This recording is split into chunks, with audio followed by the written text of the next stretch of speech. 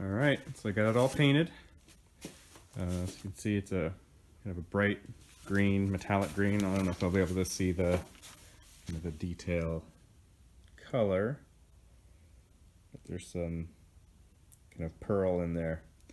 So pretty good. I think it worked out pretty well overall. Took a long time. It needed several coats of the green because it's kind of translucent, so it has to go on really evenly. There's a couple areas where there's a little bit of tiger striping, but not too bad.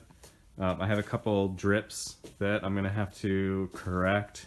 Hopefully I can get those sanded out okay. But overall, for the most part, it looks pretty good. So that's it. So I got just some touch-ups to do. You can see in the back there, I got the doors and the hatch. Everything's done. The roof looks pretty good. So there's no problems with the roof. The roof came out pretty well, so pretty happy with that. So for the most part, the major areas look pretty good. There's a couple areas on the side where there's some drips that I'm gonna have to try and correct. And hopefully that'll go fairly smoothly. Might have to touch up a couple places, but for the most part, for my first attempt at painting a car, it went pretty well. I'm pretty happy with it. So that's it for now. We'll get some of this masking off and get the doors on and the hatch and see what it looks like after that. All right, so here it is. It's all painted. Been starting to put it back together.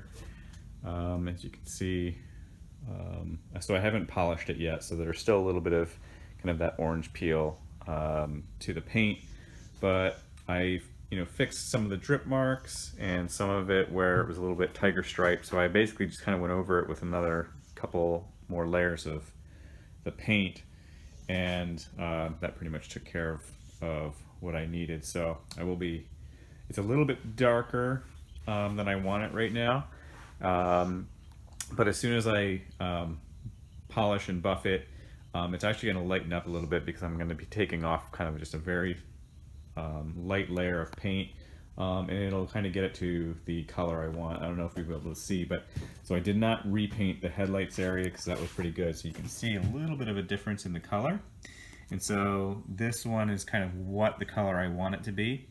And so once I polish and buff it, it should be a really, really good match. So that's this is the color I'm going for. And this is just a little bit darker than I need. So I think it'll work out. It'll look really good. It's exactly kind of the color that I was hoping for. So I'm really glad I picked it. And again, because it's not polished, it's really hard to see. There's a little bit of a, it's gonna be out of focus, but there's a little bit of a metal flake, there we go, to it, which is really nice. So it should be nice and sparkly in the sun as well. So that's where I am right now. I'm still, so I'm putting the headlights in, basically putting everything in. Next up, going to be putting in some of the mesh screens here in the middle. I started doing that in the back, and I'm just kind of working my way forward, and just kind of putting everything back on the way it was, and we'll see if I can get you a little bit of a better image of the whole thing. So looks pretty good. Roof scoops on there, nice. Roof came out really nice. There's no, obviously you didn't want to see any kind of joints or anything where I put that roof scoop on. It's all nice and smooth, really kind of no blemishes. You can see how dusty it is right now too. So that's another reason I haven't really polished it yet, just because I just want to make sure that, I have a pretty clean environment before I actually do the final cut and polish on this, because there's a couple little areas that I need to sand down. So that'll be the very last step because I know it's going to get dirty again, but have the doors on, have them fitted again. Again, door gaps are pretty even all the way around. I did the side windows, they're in, so I did use a windshield polyurethane to get those in. Move around. Oh, we'll show you just kind of the wheel well areas, since I did show that I was painting them black. So I have all of the splash guards in, front splash guard and the rear splash guard. It's probably hard to see. I did make this front one, I don't know if you'll be able to see, removable. So there's a couple screws, and the rest of these are rivets, but they're just riveted to the other aluminum panel. So they'll come out pretty easily and there won't be any debris left over. But that wheel splash guard, right in front of that is the air filter.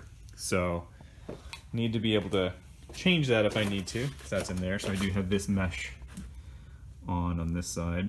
Again, there's not really good light in here, so it's hard to see, but so there's the mesh.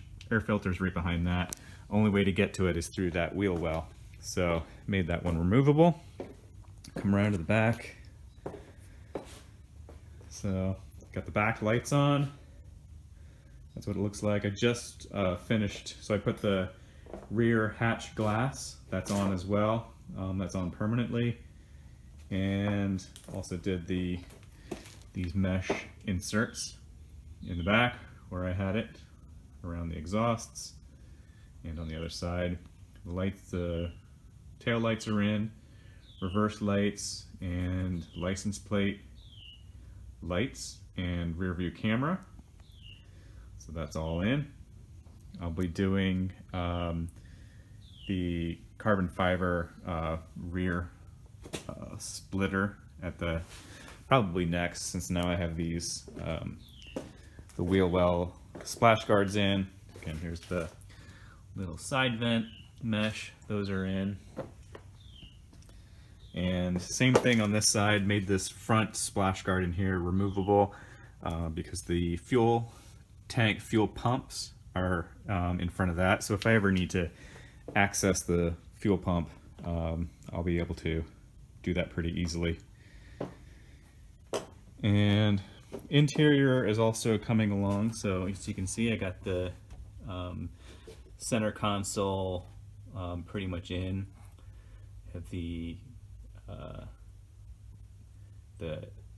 air conditioning vents, radio, the air conditioner knobs, the gear shifter, all that stuff, windows, that's all in. And again, I made that carbon fiber panel insert there just to give it a little bit of style and made things actually easier to mount. So looks pretty good. There's the rear part of it. The seat belts are in. I don't have the door panels in yet. I probably saw them, they were sitting over there on that table. So I'm just getting the speakers in and getting everything ready, but that should go in. I know that the doors are there's still actually going to be quite a lot of work getting the doors and the windows to go in, up and down, and seal properly. I think that's going to be my biggest issue right now, is getting the windows to seal, and I'm going to still trying to figure out how to do that. The weather stripping that Factory 5 sent, I just don't think it's going to work out too well. It's not the greatest as far as sealing, so I'll figure something out, but we'll deal with that a little bit later. So the mirrors on, again, be doing the hood, but the hood kind of lines up nicely, the body lines, the wheel well. So everything is coming together pretty well. I do not have the windshield in yet. I just put it in there temporarily just to make sure things lined up.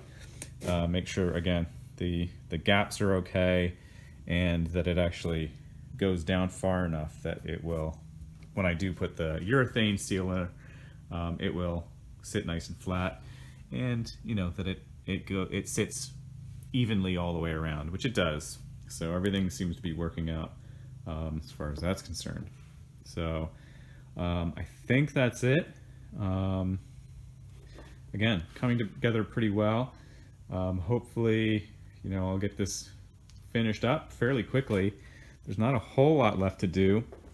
Again, like I said, the biggest thing is going to be the door windows and seals, but that's pretty much it. Then just to get it polished and sanded down and polished, and hopefully looking pretty good.